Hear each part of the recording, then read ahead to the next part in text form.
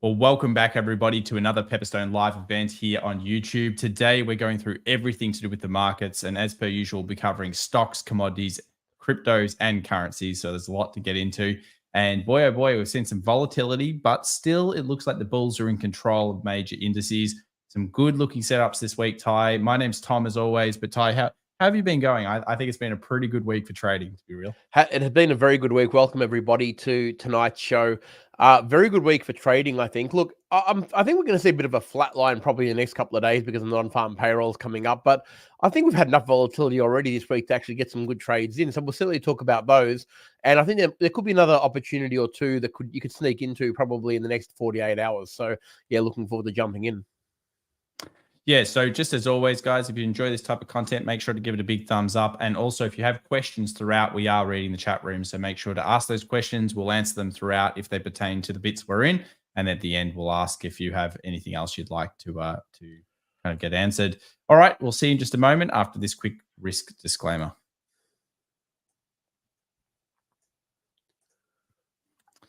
Okay, so Tyrone, we begin here with our discussion, I guess, into the stock market, because that was a pretty interesting little pullback we got there last week. And it actually did every single thing we thought it would do. And I'm not just joking. That was almost trading perfection. The pullback came into the 5,200 zone, which is obviously that first level that we talked about in the previous week session.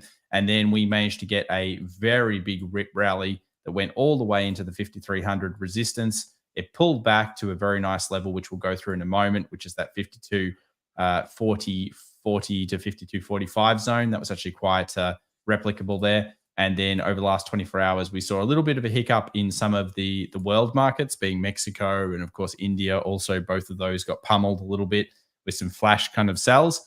And then now the market's made its way back up to a new high. And depending on the time frame that you're looking at here, it looks very different, doesn't it, Ty? The higher the time frame, the more you actually see those really big purchases that came in throughout the session. It's amazing how changing it up and looking at all different time frames can really help us, doesn't it? Absolutely. And look, just touching on that, let's go to the daily for a second and look at those last two. Let's ignore the current candle because that hasn't really had a session yet. But the previous two candles, the closed candles that we've got there, are awfully bullish signs. Like there's no question about that. Like they've been pushed. They're pushed to the level that we've been talking about, somewhere between the 52 sort of 30 to 52.50 area, which we know is an extraordinarily strong support zone, right? Like we know that it's very, very heavy support there. And both those candles have rejected extraordinarily quickly throughout that trading session. So I think tonight's trading session is going to be very interesting because if the bears kick in again and try and test that level again and somehow the buyers seem to manage to get it up, I can't remember seeing three big, call them hammers, call them whatever you like. I mean, they're dragonfly dojis. There's many names for them, but what the main name is bullish. I think that's probably what you can do there. Like the bears tried to take control, tried to get it past a very important level of resistance or support.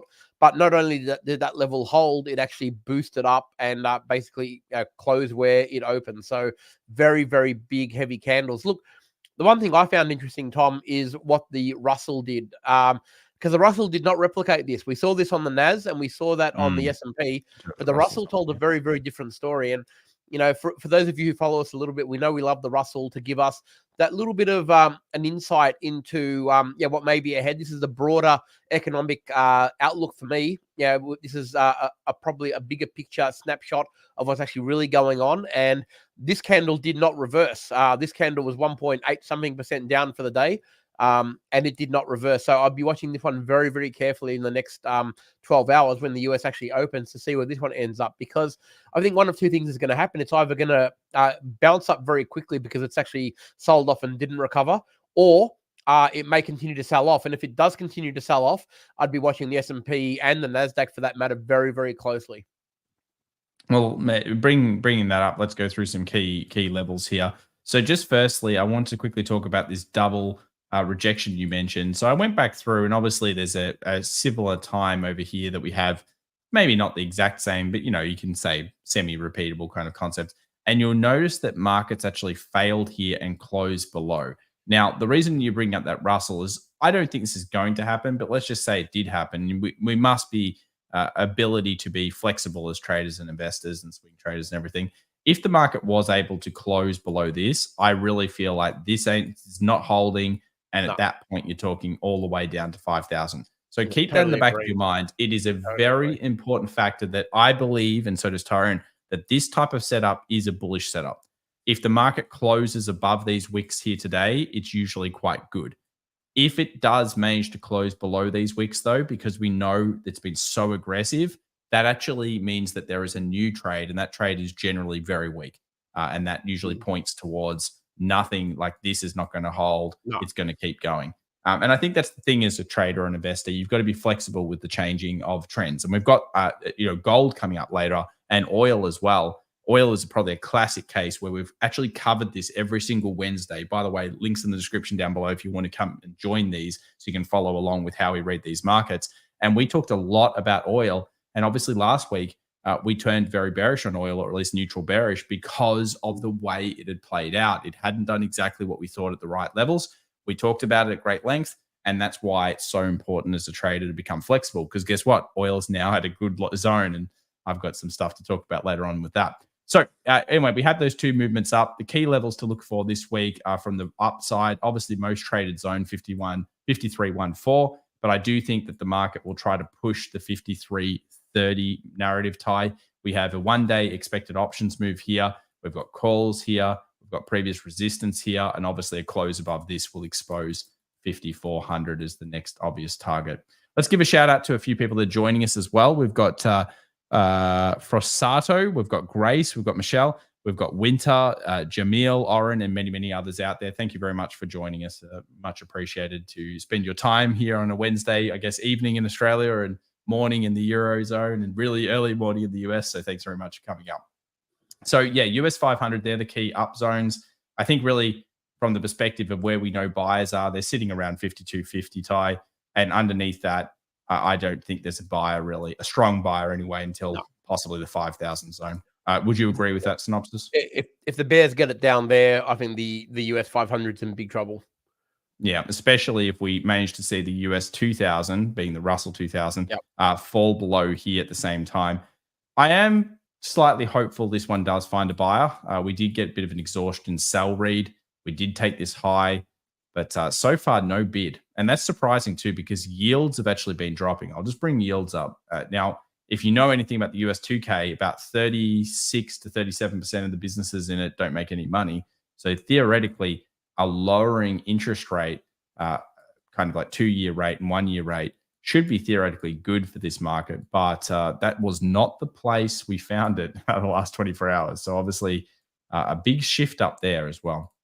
All right, well, let's move over from the major indices to another major indice, and that is the UK 100. I thought I'd just add this one in, Ty. We don't always talk about the UK 100, but it does have metals, which we've discussed a lot on this channel. It does have, of course, a lot of financials, and it does have usually a bit of energy stocks. And because we'll go through energy a little bit later on, being oil, it's come back to a 61.8 pullback. And I'm actually not disliking this chart. Now, we haven't run through this previously, but what are your thoughts on this one? Do you like this chart? Do you think this chart has promise on the upside? I actually talked about it this morning, and I think it's got two ways of swinging here, and I'd be comfortable with actually both of them. If you take it to a daily for a moment, and then we'll come to the short. And I think this is sometimes you can look at it from the perspective of, this is why we love different time frames as well, right? We can get a very different picture. But when we look at the daily, if we can zoom just that out just a little bit more so we can actually see the previous high, which is basically nearly an all-time high, it's actually a reasonable sell-off. And this is actually a pullback. This is the opposite pullback that I was talking about, actually, to it's a 38.2 fib.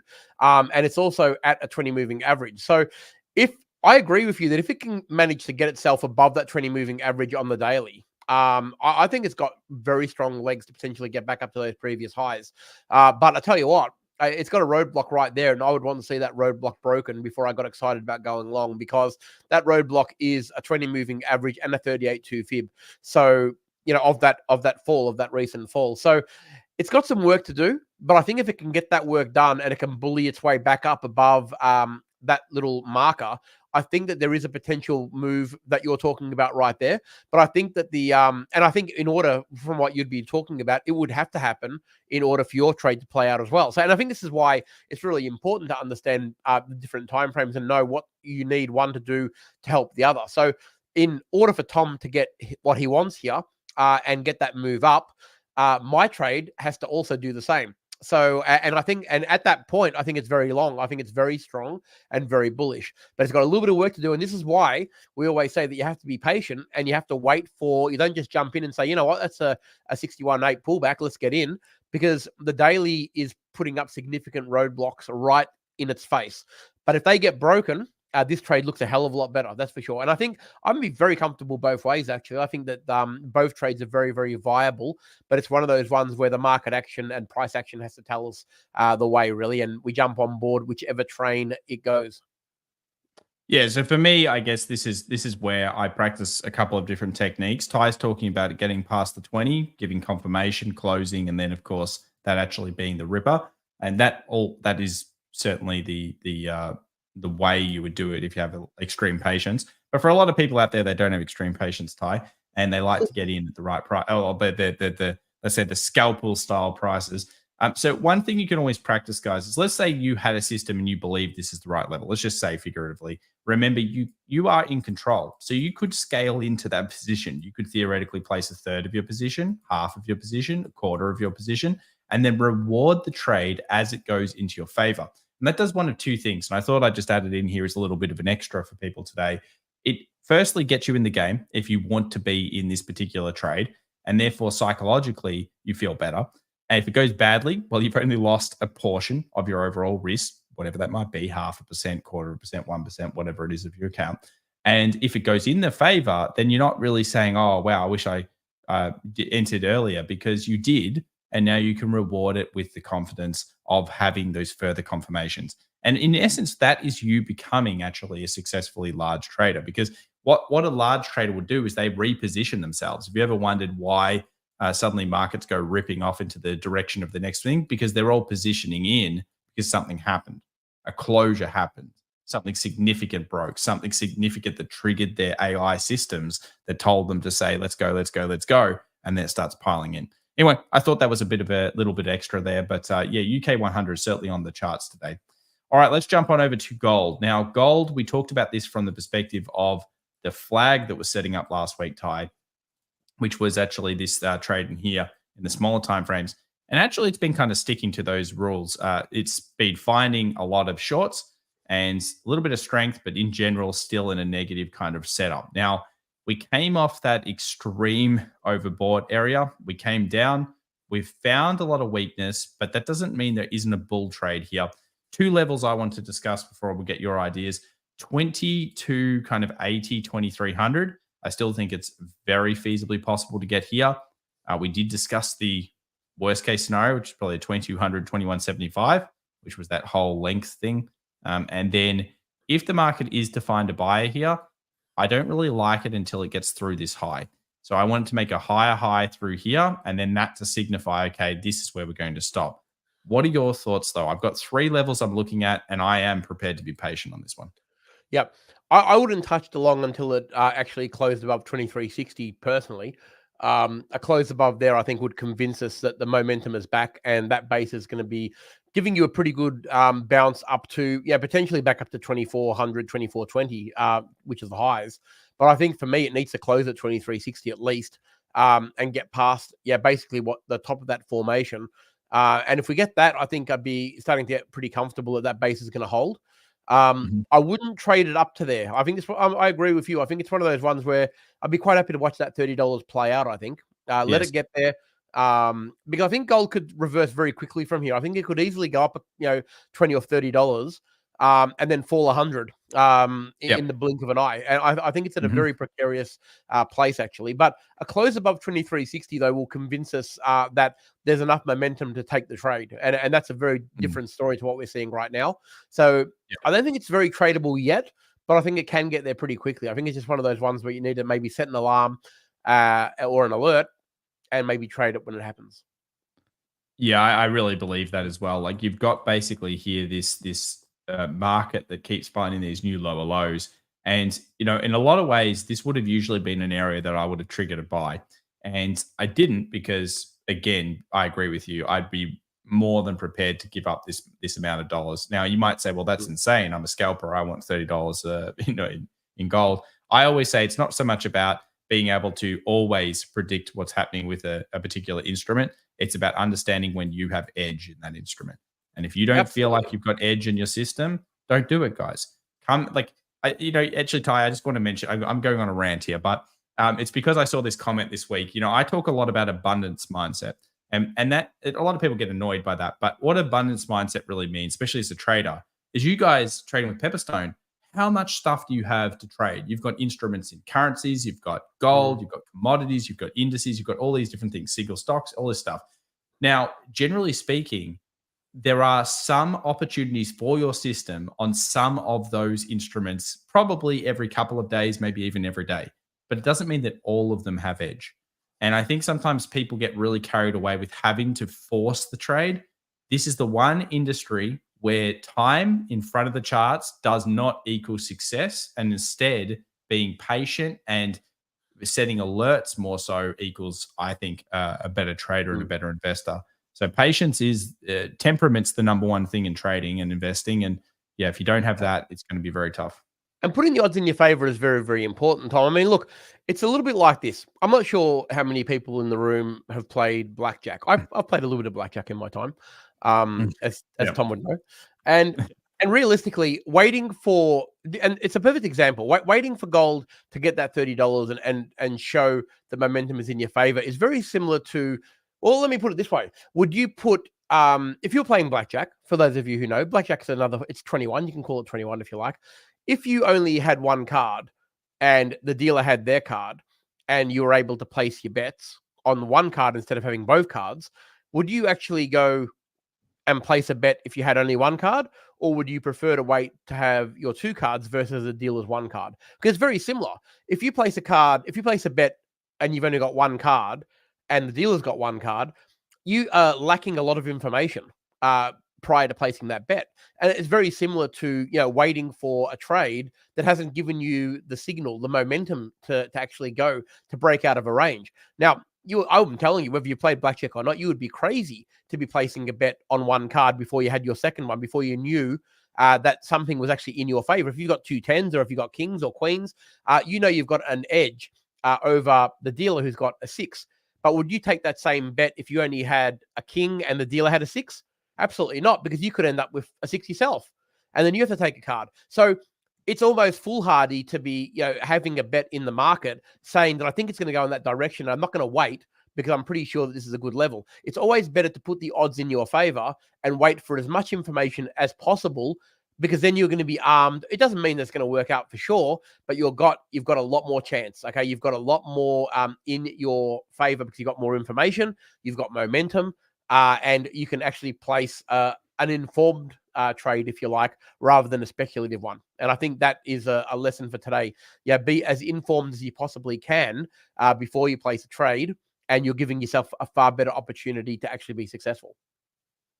Let's go over to another market. Speaking of getting more information, Ty, so that we can make better decisions. And this is silver. And this is another reason why I think both Ty and I are prepared to just chill a little bit here on gold. And remember, I'm probably one of the biggest bulls on gold at the moment. I have big plans for it, but that doesn't mean that I don't think it was overbought. So you'll notice here on silver weekly, it closed with this big rejection candle. Now, that doesn't fill me with that much confidence. We actually have a question coming in here from Grace. Says, has silver formed a double top, and is it at risk of going to 2750, which is a very interesting level down here?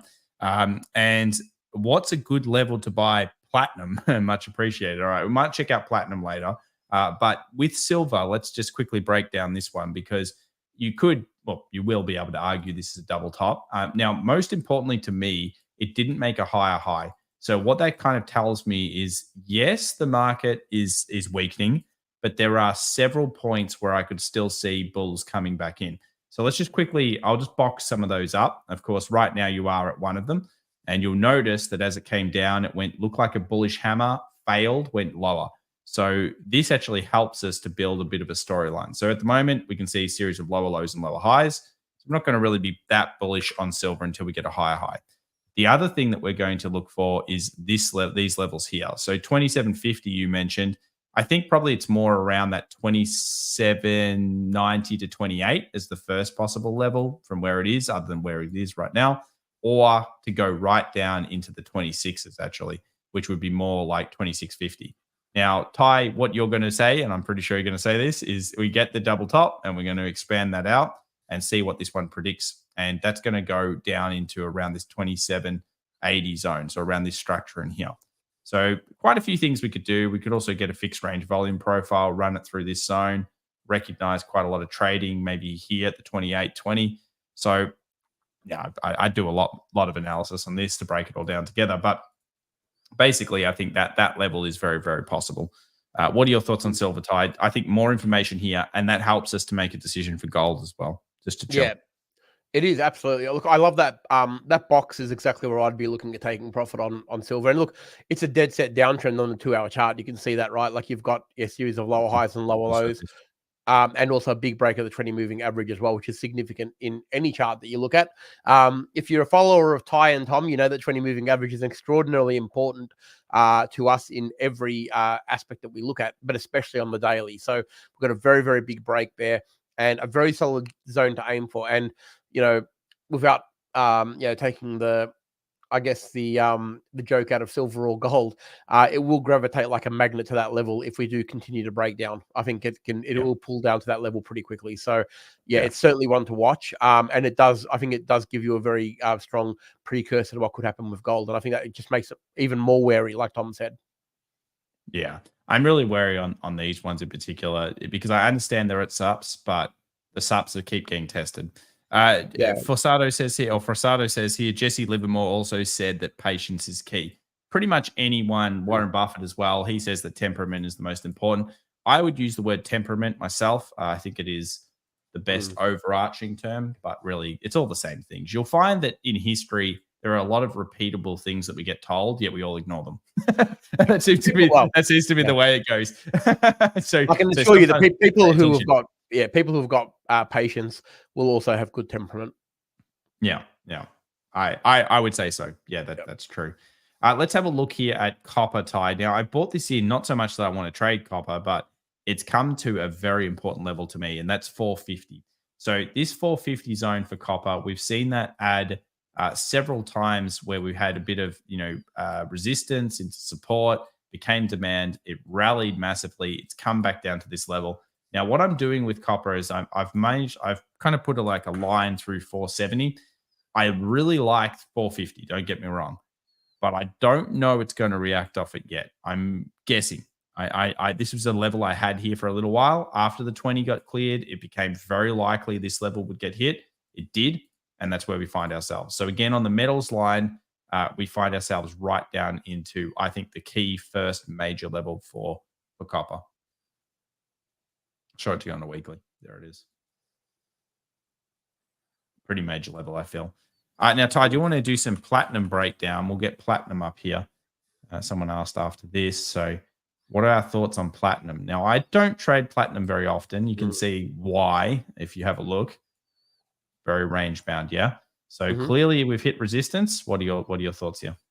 Yeah, look, and that's a weekly chart too, right? So we've got some very, very big range there that you're talking about. Certainly a couple of years worth of range.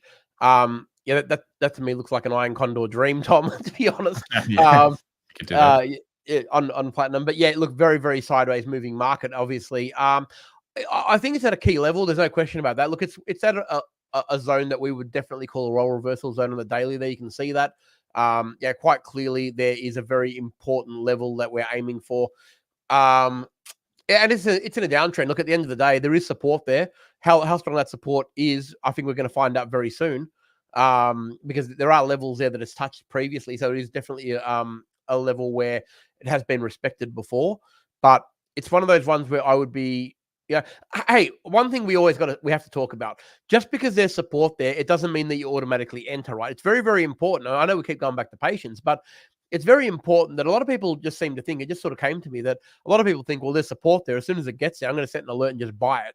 But you don't want to do that. Like when it arrives at support, you want to wait for some market movement on the smaller timeframes to give you an indication that that support is going to hold. Just because it touches it, it doesn't mean you want to be automatically in. What you want to be doing is going to the smaller timeframes, identifying some consolidation there, giving it time to react at that level, and also react off that level, probably more importantly, and start to see a sequence of higher highs and higher lows on a 15-minute, 1 hour, 4 hour, something to give you some confidence that that support level is going to hold. It's not an automatic buy. A support level or a resistance level, for that matter, shouldn't be an automatic sell, just like a support level is not an automatic buy as soon as it touches it. You want to see market interaction at that level. Now, if we're looking at this next week, Tom, and we've got 3 or 4 days of consolidated support here, and we haven't really gone any lower, and then all of a sudden we start to see a sequence of higher highs and higher lows on a 1 hour, that's a very, very different story that we're painting, and we would be able to react to a move, back up to probably the previous high, which is what we're seeing there. But it's very important to remember, it's not an automatic buy at support. Yeah, we must be patient, and you must have some kind of, like, a lot of the analysis we do, obviously, so that it helps swing traders, potentially position-based traders, and scalpers and day traders, is this multi-time frame. You notice we hang a lot on the weeklies, the dailies, the 2 hours, the 4 hours. Why? Because we know that these levels are the key ones that we want to instigate potentially onto smaller time frames. So as Ty mentioned, then we go into the 1 hour, the 15-minute, the 5 minutes. But realistically, we know it's key. We don't know it's going to react to yet. This thing's coming down pretty aggressively. So I would say around here is where I would expect a buyer, but that's an expectation, and seeing the reality is very different. So we do this all the time. We set an alert and we come back and visit it later on. All right, let's go over to the major dollar pairs here, Ty. We'll start off with the US dollar. Big fall from grace, fell underneath both these wicks here this week. We find ourselves into non-farm payrolls and back at our support that we've discussed for weeks. So I know you want to break this one down for everyone. So let's get into it. What's your thoughts here on the dollar index? What it means for the euro? Yeah, look, what I love about the dollar index is that although it has fallen, we do know that it has fallen, it has not gone past our absolute base. Now, we've got a range of 104 to 104.20 as a very, very heavy level of support. There's no question about that. When it breaks the 104 with a daily candle, you're going to hear a very different version of Ty. But while it's still holding there, we're looking for an opportunity now, and it's a really good lead on into what we were just talking about only just then on that previous chart. I'd like you, Tom, to go to, we know, okay, for starters, we know we're in a heavy fall. There's no question about that. Heavy fall, and we've landed at a very highs. And we've landed in a very heavy level of support. Isn't it an automatic buy? Absolutely not. Let's go to a 1 hour chart though. And the 1 hour chart is going to show us what we're talking about in waiting and being a little bit patient. We've got a double bottom here, okay, at a level of support, and it's all but about to break the neckline. So that's a really, really important sign. It's not an automatic buy just yet because the double bottom hasn't given you the entry signal. But if we do get that close above the neckline, we are off. And where are we off to, Tom? Well, you're going to say the daily 20 moving. I know he's going to say it because you could see here that's where it sits, and yes, I does love the 20. So there it is, guys. Yeah, I do love patterns that confirm each other, and that is one of them. So, excuse me, if that double bottom does play out for us, it's going to go to the next level of where the resistance will be if this is going to continue its sell-off. And by no means am I saying that this sell-off is over, but what we could see here is just a little bit of a pullback on the daily to give it another shot on the way down. So I wouldn't be saying, okay, we're going to 107 from here. I would be saying there's a potential that it could absolutely reverse at that 104.60, 104.70 level. But the double bottom that we're seeing, if it actually does break through the neckline, is going to give us that momentum that we're looking for to be satisfied that that support at the 104 to 104.20 has actually indeed held. Okay. And if it has held and it's given us momentum swing up, we've got a very clear target. The pattern confirms up to the 20 moving average, which is around that 104.60. Now, it's only a scalp. Yes, it is. But what that spells for the euro is a little bit of short-term weakness. And I think that's why it's a really good explanation, I think, to show you why looking at two different timeframes at least is really, really important to give you the overall view of, one, that there is support, but two, that there is a momentum shift at that support to give you enough confidence that it may go long. Yeah, I actually don't mind it already in terms of the signs that it's giving us. with this less than lower low. So there's actually a higher low that's already formed here as well. So I think overall this does have some of the signs of fairly good strength. Non-farm payrolls, usually you find yourself at some kind of key level. Maybe it's going to be pressuring the supply this week. So non-farm payrolls, for anyone that doesn't know, is on Friday. And it's going to be pretty important because we're seeing revisions constantly going back. Someone actually reported today, Ty, that supposedly there were 760,000 potential job revisions of last year. And that's going back and taking them away. Yeah, it's still a strong economy, but if that's true, wow, that's pretty wild. 760,000 jobs that don't exist. Yeah, it makes sometimes it makes you wonder. Anyway, Tolu says here, please can you explain how you use the volume indicator? There's a lot of volume indicators, Tolu. So which one are you talking about? I'll do a quick rundown in it near the end of the show. I reckon he'll be talking about the one that you brought up before, which is the fixed range. The volume, the fixed range profile. I would say I would probably suggest if the fixed range profile is the one that you're after, I would just suggest jumping into the Pepperstone YouTube library, and we've done a webinar just on it. There's literally a whole webinar just on how to use that volume indicator and a couple of different variations of it. So, and that goes for everybody actually. If there's something that you're interested in that we haven't covered, certainly let your Pepperstone representative know. But if indeed we have covered it, and we have covered a lot of topics, Tom, we've been doing this for a very long time. They've got an extraordinarily extensive library. Their YouTube library is very, very extensive. A lot of it has been done by both Thomas and myself, and we've covered a lot of the concepts that we talk about each and every week in very, very heavy detail for a whole webinar. So don't be afraid to ever jump in there and search for your favorite topics. So, Ty, we go over to the euro, and I think it also plays into some of the things we talked about over last week. Now, it actually ended up getting a little sneaky lower low. So the euro was a nasty proxy last week, actually. But it managed to rally up, and then it's gone to a new high. Now, funnily enough, this is a little bit stronger against the dollar than the dollar itself, the dollar index itself. Now, if you know, the euro is the biggest component of the dollar index. So, yeah, it's an interesting one. But it would, if that did happen, that's kind of how it would look. So it would come back, put more pressure on this level. Actually, I'm going to put a fixed range volume on this just out of interest, just so I can see what the most trade is through here. Yeah, so somewhere in this kind of bracket would be where you'd expect it to maybe find a buyer, which is also the daily 20. So somewhere in this like zone is what Tyron's talking about. So maybe like the fall happens, and then maybe there's a rally through there. So dollar index, I really think that there's going to be a big catalyst here on currencies this Friday. And I could see some big moves. Lucian says, what a joke. Yeah, I think he's in response to the wild non-farm payrolls number revisions. But I would check out the revisions, because the revisions from the previous two, it might be what actually the market's reacting off more than the new one. Tolu says, okay, I will watch that. How do I... 1 second.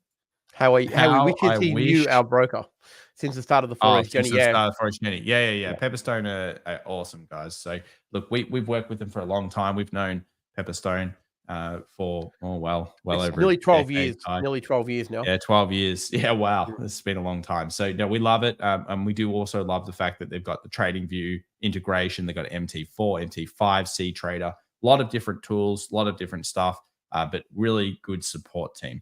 So we always encourage that if you have questions, you ask your support team. They're there for you.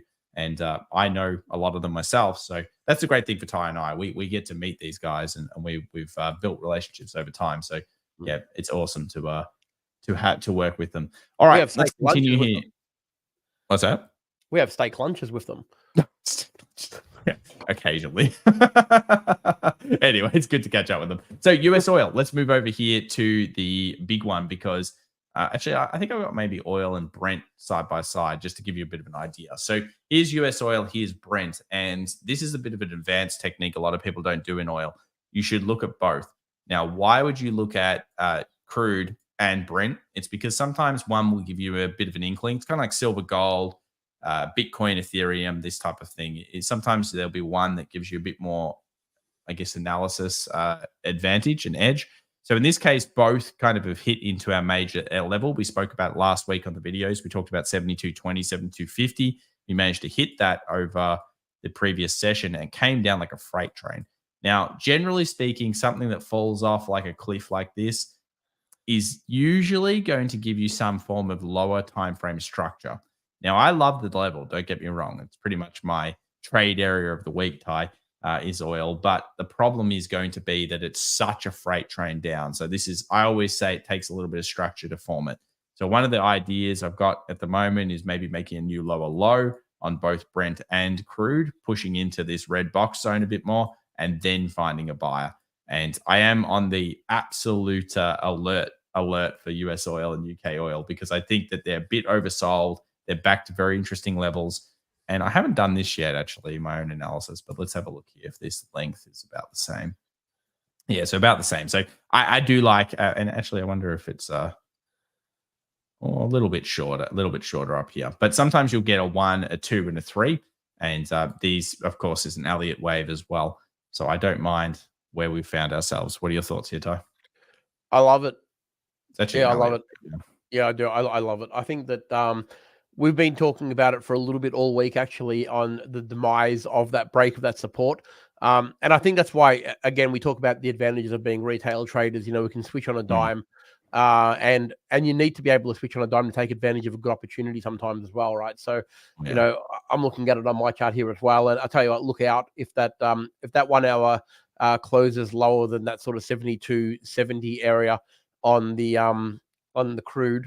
I think that the target that we're aiming for will be probably nearly a formality. I think it's looking like it wants to be weak. And all it's doing at the moment is pulling back to a 20 moving average. So if you look at it, how we can see it right there, the moving average is holding it at both levels. And again, though, although we would like it to go down, I think I would be more comfortable. I think I'd be quite happy, actually, if we got down to 72 flat. What you could also factor in is if it gets above the 20 moving average on that 1 hour, or even the 2 hour here that you can see, and we start to trend higher, we've got some really good aiming zones for the up as well. Like, that 77 zone is a really, really strong level to aim for from a resistance standpoint. And that's a really good targeted zone for any longs that can bounce out of this level. So if indeed we have found our low, or our preliminary low, if we do get above that 20 moving average, I think we've got some really good resistance to aim for from a long standpoint as well. Yeah, I like the targets. I actually just want it to make a new lower low. I want to make a new lower low. Not gonna lie. Lucian says here, oil 2 hour bear flag. I'm not going to bear flag this down. No way. Not for me, but I do understand why you're saying that. But for my one, it's basically, I understand that it's sitting like this, but I think that if it gets into my red box, there's a reason I've got a red box and a box here. And that is because we expected this level to be hit. And if you go back through the last week, it's a very good level. And again, I want it. I like it. I like it from a TA perspective, but that does not mean that you instigate. You instead have the patience, the temperament to say, yeah, I don't really love it that much. That's why I can't trade Microsoft stock, Ty, because I love Microsoft too much as a company, the big moat with the alligators. If you don't know moat investing, you won't get it. But yeah, I do love getting a good moat stock. All right. Let's move over here to the next one, which is, of course, to discuss the crypto market here quickly. Bitcoin with the coil. So we mentioned this last week, and we liked the coil, and now it seems to have awoken a little bit. So it's coiled for 2 weeks straight, held above the 20 moving average, which I know Ty will like, gave me an initial kind of break here over on the right-hand side, and then it's rallied up and found another good day, might find another good day, waiting for it to obviously make a new closure high above 72.5. This could get a bit wild, I feel like. The crypto world is wild and it moves quickly, and it can be illiquid as well. But Bitcoin seems to be trying to make it for the next move. And maybe if the US 500 also goes to a new high, that could be a catalyst for Bitcoin to just say, you know what, it's time.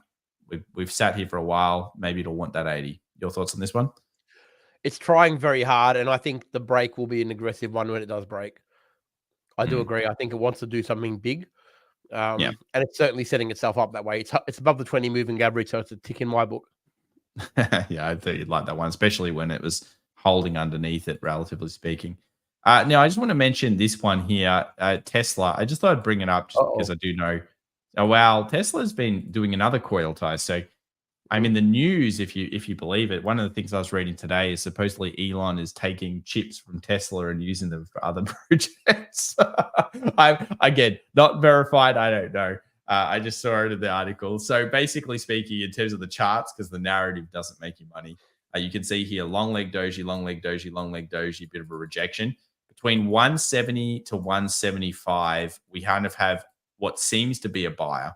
And then we have a lot of sellers that sit between 180 and 180 kind of 250.